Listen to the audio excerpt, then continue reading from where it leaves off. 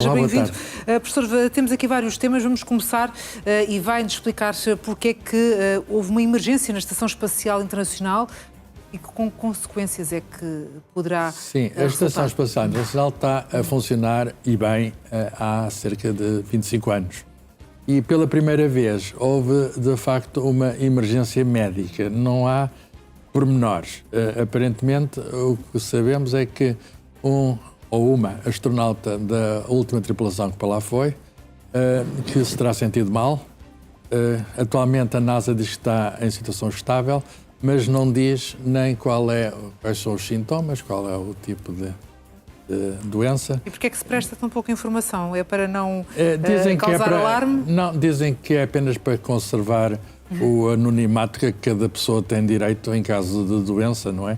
E, portanto, o que foi decidido, por uma questão de precaução, não dizem nem qual é a doença nem qual é a pessoa, mas por uma questão de precaução e dizendo que ela está estável, retornar antecipadamente, quer dizer já, a missão que estava planeada a regressar em final de fevereiro. E, portanto, ele vai regressar depois da manhã, na quarta-feira, está tudo pronto para a chamada Crew 11, porque era a 11ª tripulação que lá teve, que é comandada por uma astronauta americana da NASA, tem também um piloto da NASA, e depois há 2 astronautas de fora, um japonês, e a imprensa japonesa já dizem que não é o japonês, e um russo.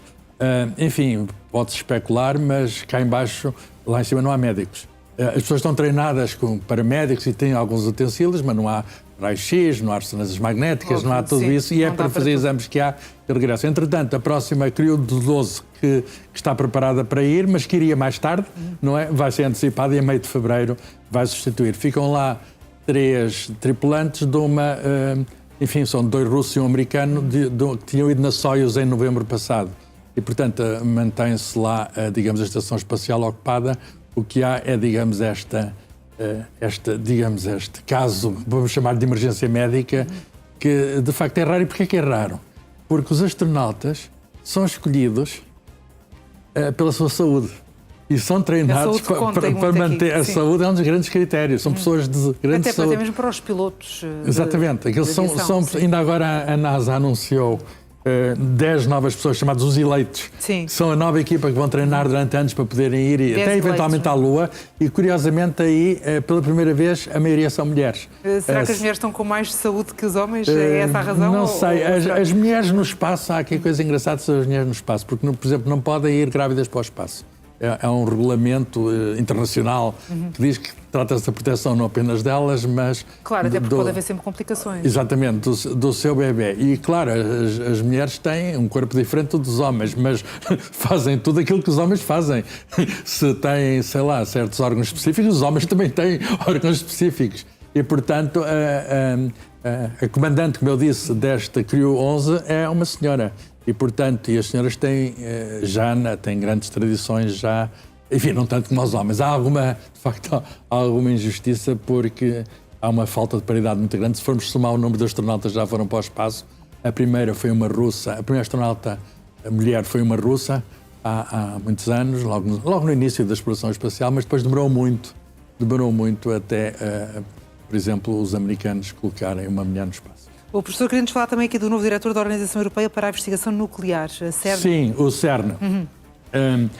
A NASA tem, desde há pouco, também um novo diretor que está a gerir esta crise, chama-se Jared Isaacman. Pela primeira vez não é um cientista, nem é um administrador. Ele é um multimilionário e é um astronauta privado, quer dizer, tem alguma experiência do espaço e também fundou uma escola de pilotos de jato, etc. Portanto, é ele que está a gerir esta questão. Curiosamente, falando agora de um grande laboratório internacional em que Portugal está inserido, o CERN, que fica em Genebra, na Suíça, onde se fazem experiências de física para descobrir os constituintes da matéria, as partículas elementares, as forças fundamentais, tem um novo presidente e é um físico britânico, Mark Thompson, que é da Universidade de Cambridge, do laboratório Cavendish, um laboratório com grande tradição na física, em particular a física de partículas. Foi lá que foi descoberto o eletrão há mais de 100 anos, e o neutrão também foi lá que foi descoberto. E, portanto, ele agora tem uma missão que o mandato é de 5 anos, substitui uma italiana, substitui uma física, Gianotti, e o que é que ele tem por missão fazer. Aquilo está a funcionar e tem funcionado, embora não tenha havido grandes novidades depois de em 2012 ter dado a descoberta da partícula de Higgs, estava prevista e que deu, entretanto, logo a seguir um Nobel. Mas depois disso, enfim, há medidas de precisão, mas não há novas partículas. Estamos à procura de novas coisas, não sei se encontrado. O que é que se vai fazer? E está previsto há algum tempo. Vai-se modificar os magnetos, pôr magnetos mais fortes. Aquilo é um anel de 27 km e com esses magnetos mais fortes vai-se comprimir o feixe, fazer um feixe mais intenso e vai-se fazer uma experiência de maior luminosidade. Vai demorar a fazer esta obra. Ele vai fechar no verão e só daqui a 4 anos é que vai voltar a... 4 anos. Vai demorar algum tempo a coisa. E, por outras palavras, ele vai ter um mandato em que praticamente só para obras. E depois ele pode ser reeleito, é normal que seja, aconteceu com a italiana, por exemplo, mas espera-se o quê? Espera-se que este upgrade, vamos chamar-lhe assim, do sistema, leve a máquina, digamos, para... Depois a máquina vai acabar, vai demorar outros 10 anos, em 2041 deve acabar. E especula-se agora qual será a próxima máquina, fala-se de um anel de 100 km, mas não sabemos se haverá dinheiro, não sabemos se haverá dinheiro para pagar isso. Professor, ia-nos falar também dos riscos, se é que os há, de um pequeno asteroide, 2024 YR4, poder colidir com a Lua e consequências. Será daqui a uns anos? É essa a previsão? Mas... Sim, o que é um asteroide? É um corpo rochoso, neste caso cerca de 60 metros de diâmetro, que demora a andar à volta do Sol e demora para lá da órbita da Terra e demora cerca de 4 anos a dar uma volta. Ele foi descoberto, o nome vem em 2024, foi descoberto em 2024, virá visitar outra vez a proximidade da Terra em 2028 e ainda outra vez em 2032. Depois já é difícil prever a seguir. Mas o que é que acontece? Em 2028 não passa muito perto, mas em 2032, passando longe da Terra, nesta altura a probabilidade de bater com a Terra, que já foi considerada, aqui há um ano falava-se nisso, está excluída, portanto é praticamente zero, mas há uma possibilidade pequena, 4%, de bater na Lua. Não se sabe, a previsão mais certa é que passa a 11 mil quilómetros da Lua, e portanto muito longe da Terra. Mas se bater na Lua, bem, não há atmosfera na Lua, faz uma cratera, as crateras da Lua têm a sua origem, é muito pouco provável que tenha qualquer influência na Terra. Muito bem, de qualquer forma poderá então, ler... não há que ter medo que o céu nos caia na cabeça. Muito bem, poderá ler com mais desenvolvimentos também essa notícia que está na edição do Correio da Manhã de hoje. Professor, temos também uma sugestão de livro, como sempre. Nós fazemos sempre isso, eu gosto muito de ler estes livros, sempre à volta da ciência. Este é de um escritor, também é um escritor literário, André Canhoto Costa, que escreve sobre o grande terremoto de 1755. Há uma literatura enorme sobre isso e este livro, intitulado Recordar 1755, tem uma particularidade curiosa, além de ser escrito por um romancista. É o facto de estar associado a um museu que nem todos conhecerão, que é o Museu Quake, em Belém, sim.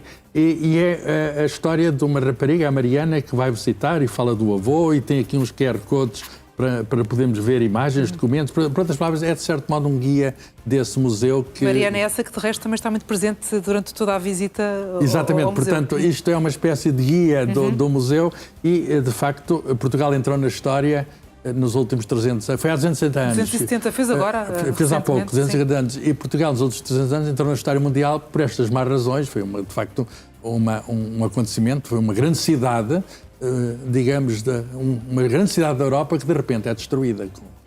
E então pôs questões não só científicas, tudo. E pôs questões não só científicas, mas filosóficas, quer dizer, qual era a origem do mal, será que Deus permitia esse mal? Tudo isso é muito interessante e está discutido neste livrinho.